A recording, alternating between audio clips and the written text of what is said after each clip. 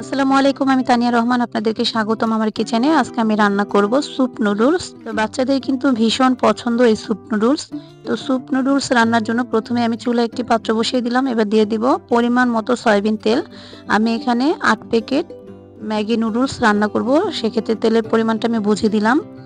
আপনারা যদি কম রান্না করেন তেলের পরিমাণটা আরও কম দিবেন। এবার দিয়ে দিব রসুন কুচি। তো রসুন কুচিগুলোকে আমি একটু তেলের সাথে ভালো করে ভেজে নেব। ভেজে নেওয়ার পরে এখানে আমি দিয়ে দিব আলুগুলোকে আমি ছোট ছোট টুকরো করে কেটে ভালো করে ধুয়ে রেখেছি। তো যে সবজিটা কিন্তু সিদ্ধ হতে একটু সময় লাগবে সেই সবজিটা কিন্তু আগে দিতে হবে। তো আলুগুলোকে আমি তেলের সাথে কিছুক্ষণ ভেজে নেব। কিছুক্ষণ ভেজে নেওয়ার পরে তারপরে এখানে আমি দিয়ে দেব গাজরগুলোকেও কিন্তু আমি আলুর মতো করে কেটে রেখেছি। তো গাজরগুলো দেওয়ার পরে এখন আমি গাজরগুলোকেও কিছুক্ষণ ভেজে নেব তেলের সাথে। তো কিছুক্ষণ ভেজে নেওয়ার পরে তারপরে এখানে আমি দিয়ে দেব নুডলসের মশলা। তো নুডলসের সাথে যে মশলাগুলো থাকে সেই মশলাগুলো এখানে দিয়ে দেব।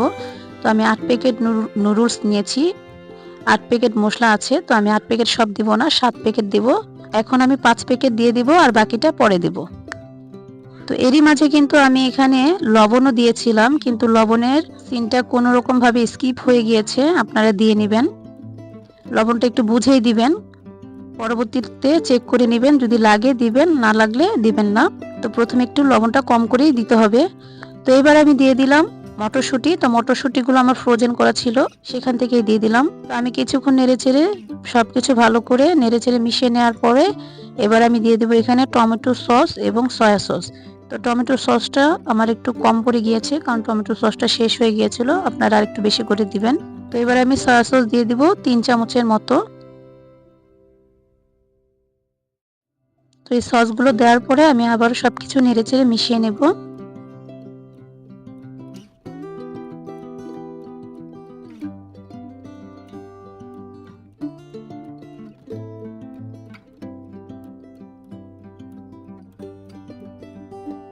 তো এবার আমি দিয়ে দেব কাঁচামরিচ কুচি। তো কাঁচামরিচটা আপনাদের যার যার স্বাদ অনুযায়ী কম বেশি করে নিতে পারেন। তো আমি আবারও নেড়েচেড়ে সবকিছু ভালো করে মিশিয়ে নেব।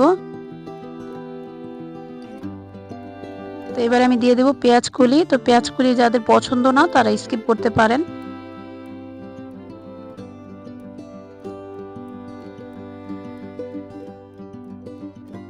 তো সবকিছু ভালো করে নেড়েচেড়ে মিশিয়ে নেওয়ার পর এবং ভালো করে ভেজে নেওয়ার পর এবার দিয়ে দেব এখানে আমি পানি।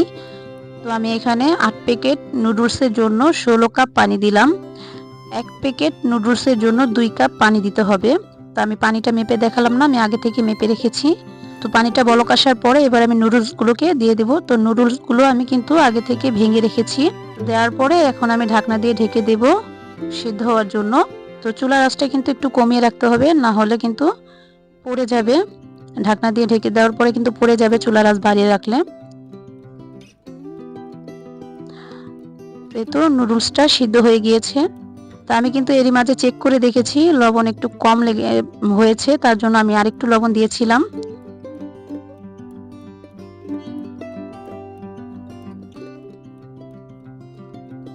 তো এবার আমি হাফ কাপ পানির মধ্যে 3 চামচের মতো কর্নফ্লাওয়ার গুলিয়ে তারপরে এখানে দিয়ে দিলাম।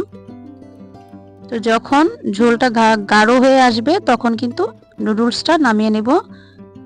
তো এখন আমি দিয়ে দিলাম এখানে বাকি যে নুডলসের মশলাগুলো ছিল 2 প্যাকেট সেটা এবং টেস্টি সল্ট। তো আমি কিছুটা টেস্টি সল্ট দিয়ে দিলাম, এটা স্বাদের জন্য দিলাম, আপনারা চাইলে স্কিপ করতে পারেন, কোনো সমস্যা নেই। আমার নুডলসটা রান্না হয়ে গিয়েছে, আমি চুলাটা অফ করে দেব এখন। ঝোলটা কিন্তু গাঢ় হয়ে এসেছে।